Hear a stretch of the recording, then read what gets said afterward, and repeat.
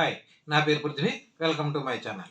ఈరోజు ఎపిసోడ్ చూసినట్లయితే ఫస్ట్ రావడమే ఎవరు వచ్చాడు, ఎవరు రావడం. ఇప్పుడు ఎక్స్ కంటెస్టెంట్స్ అందరూ కూడా వచ్చారు కానీ పాపం వీళ్ళకి బాగా ఫేవర్ చేస్తున్నారు. వచ్చిన వాళ్ళందరికీ, బిగ్ బాస్లో ఉన్న వాళ్ళందరికీ కూడా ఫేవర్ చేస్తున్నారు. ఎందుకంటే వాళ్ళు గెలవడం వల్ల ఉపయోగం ఏమీ లేదు కాబట్టి, వీళ్ళు గెలిస్తే కెప్టెన్సీ కంటెండర్షిప్ వస్తుంది కాబట్టి ఆలోచించుకుని మొత్తం మీద వీళ్ళకే ఫేవర్ హౌస్లో ఉన్న వాళ్ళకే ఫేవర్ చేస్తున్నారు. ఎవరు కూడా సేమ్ అదే చేశాడు. వచ్చాడు, యమానియన్ సెలెక్ట్ చేసుకున్నాడు, గేమ్ ఆడాడు, కావాలని ఓడిపోయాడా మొత్తం మీద ఓడిపోయాడా అనేది పక్కన పెడితే యమానీలు బాగా ఆడతాడు కాబట్టి, ఎవరితో అయినా యమానీలు బాగా ఆడతాడు కాబట్టి సో యమానీలు ఆటోమేటిక్గా గెలిచేసాడు. గెలిచి కెప్టెన్సీ కంటెండర్ అయ్యాడు అనమాట. అయితే ఈరోజు విశేషాలు ఏమీ లేవు. ఈ గేమ్లో ఒకటే ఉన్నాయి, పెద్దగా చెప్పుకోదగ్గ విషయాలు అయితే ఏమీ లేవు. నెక్స్ట్ శోభా శెట్టి వచ్చారు. శోభా శెట్టి వచ్చి తన దివ్య నిఖితతో ఆడింది. ఆవిడ కూడా ఇంచుమించు అలానే అనిపించింది. ఈవిడ్ని గెలిపించడానికి ఆడినట్టు అనిపించింది. కానీ దివ్య కూడా బాగా గేమ్ ఆడింది. శోభా శెట్టి పోటీ ఇచ్చినట్టు కనపడ్డది అనమాట. సో మొత్తం మీద దివ్య గెలిచింది, కెప్టెన్సీ కంటెండర్ అయిందనమాట. నెక్స్ట్ సోహెల్ వచ్చాడు అనమాట. ఆయన రావడం మామూలుగా లేదు. మరి గట్టిగా గట్టిగా మంచి సాంగ్ వేసుకుని మంచి హుషారుతో మోస్ట్ వెల్కమ్ పలికారనమాట సోహెల్ని. అది మామూలుగా లేదు, అది ఎక్సలెంట్ డ్యాన్స్తో సూపర్గా ఉంది. మంచి హుషారుగా ఒకటి ఉంటాడేమో సోహెల్. చికెన్ మటన్ అని సాంగ్ అప్పటి నుంచి ఉంది. ఇప్పుడు అది ఇంకా ఫాలో అయ్యాడు. అతను రావడం మంచి బాగుంది. ఒక హౌస్ అంతా మంచి హుషారుగా అనిపించింది. అందరూ చాలా సెలబ్రేషన్ లాగా చేశారు సోహెల్ని. సోహెల్ రావడం ఎంజాయ్ చేశారనమాట.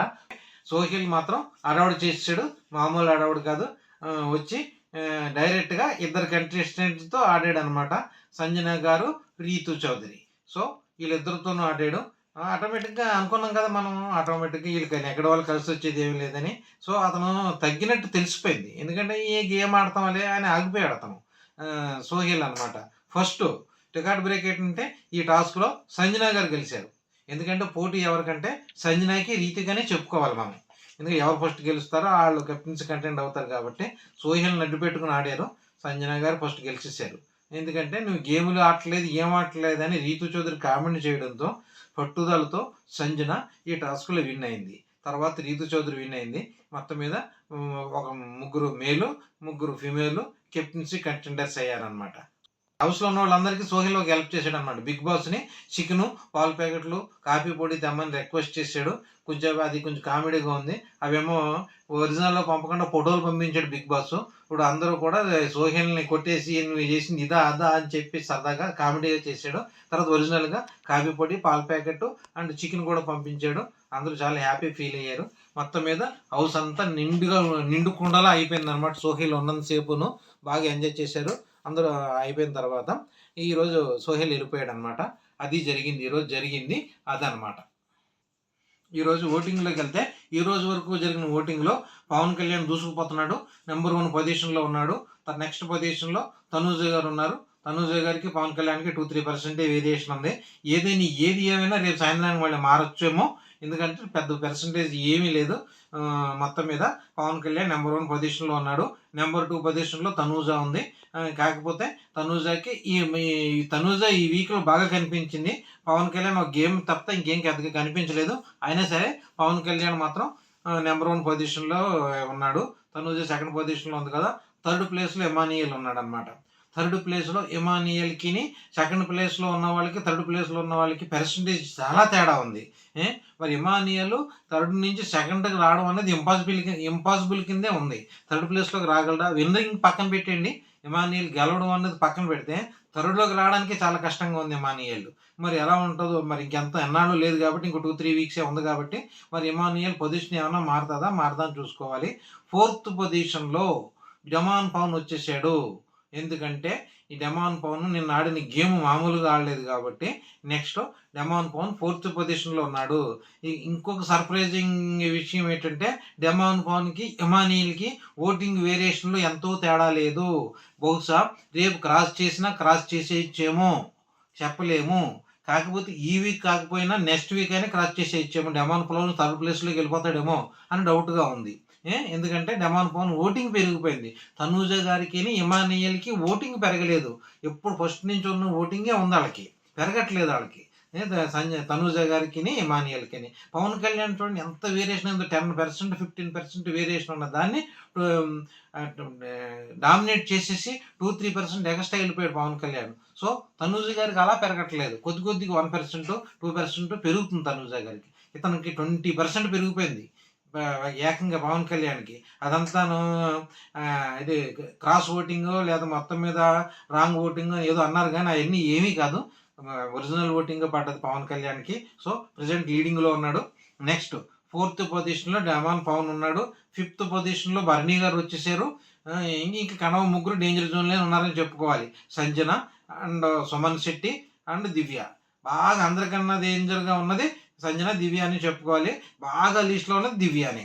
ఇంకొక విషయం చెప్పుకోవాలి ఏంటంటే, నిన్న ఈ కెప్టెన్సీ కంటెండర్‌షిప్‌లో 6 వచ్చారు కాబట్టి, ఈ 6లో కెప్టెన్ అయింది ఎవరనుకుంటున్నామంటే, డెమాన్ పవన్ కెప్టెన్ అయిపోయాడు.